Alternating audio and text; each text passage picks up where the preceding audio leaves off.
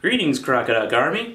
It's been over 7 years now since Sarah Palin, the maverick governor of Alaska, was launched into the national spotlight after being chosen to be John McCain's running mate in 2008. Of course, we all know how that turned out. She accused journalists of asking super difficult gotcha questions, like what news sources do you read, and just generally had a hard time putting coherent thoughts together. Now she's doing the reality TV and conservative political punditry circuit, where putting coherent thoughts together is less vital to career success. During the campaign, it was revealed that her daughter Bristol, who was 17 at the time, was pregnant. Bristol then parlayed that into a speaking gig for an organization dedicated to preventing teen pregnancy. Now, just to be clear, her having premarital sex as a teenager is not in any way abnormal or worthy of shame. In that family, it may have been the single most normal part of her childhood. Where the controversy came in was soon afterward she started to preach the abstinence message around the country for an organization called Candy's Foundation.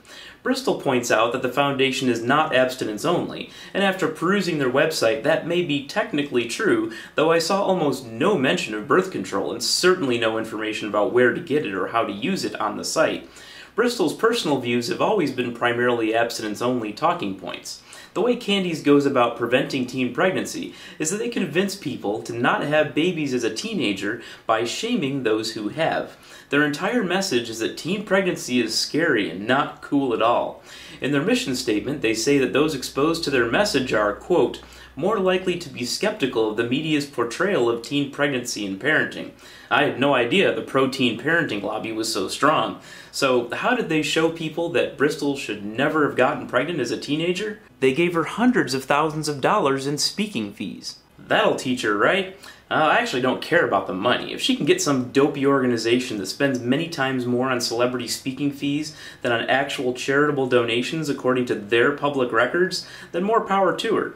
A few months ago, though, she announced that she's pregnant again and still not married, which, again, doesn't bother me a bit. She seems to be doing quite well with her reality TV and speaking career that she has partly because she was a teen mother in the first place.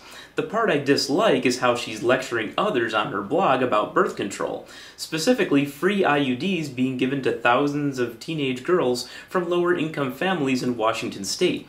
The program has been highly effective in just the first couple years of existence, and conservatives like Bristol just can't have that. To some Christians, sex needs to come with potential consequences, and they trot out a handful of cases where the girl was a preteen, with no context or details, all in order to justify killing the program. Parents always know what's best for their kids, she says. Do they really?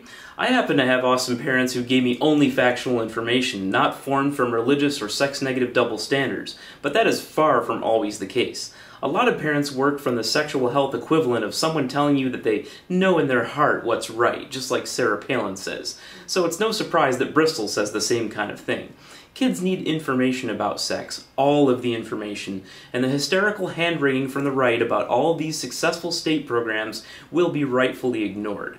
Bristol is upset that people are telling her she has no credibility on the topic, but those people are right. Long-term birth control methods like IUDs are extremely safe and effective, despite what Bristol says, and are reducing both teen pregnancy and abortion rates nationwide. Bristol would likely have done better with family planning if not for her parents' thoughts on sex ed, but I'm curious to hear your thoughts on it as well.